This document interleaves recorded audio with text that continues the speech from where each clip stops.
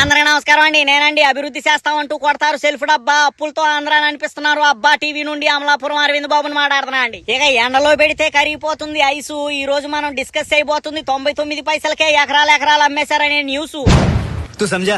हाँ नहीं तू समझा नहीं.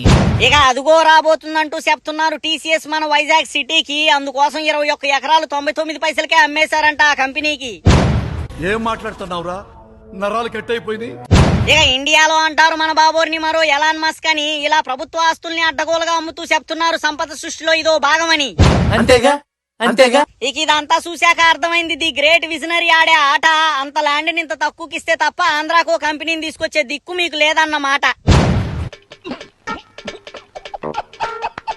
ఇక ఈ మాత్రం దానికి పొద్దున్న లేచినప్పటి నుండి అభివృద్ధి అంటే బాబోరు అంటే అభివృద్ధి అని మమ్మల్ని రుద్ది ముద్ద చేస్తున్నారు కదయ్యా. ఇక ఇలా ప్రభుత్వ ఆస్తుల్ని తక్కువకి కట్టబెట్టి ప్రైవేట్ కంపెనీలను ఆకర్షించాలన్న అరుదైన ఆలోచన కలిగిన విజనరీ దేశం మొత్తం వెతికినా దొరకడంటూ పలువురు రాజకీయ విశ్లేషకులు కుసకుసలాడుతున్నారని సమాచారం అండి. ఉంటాండి మరి. వేసేసాడు, బాగా వేసేసాడు.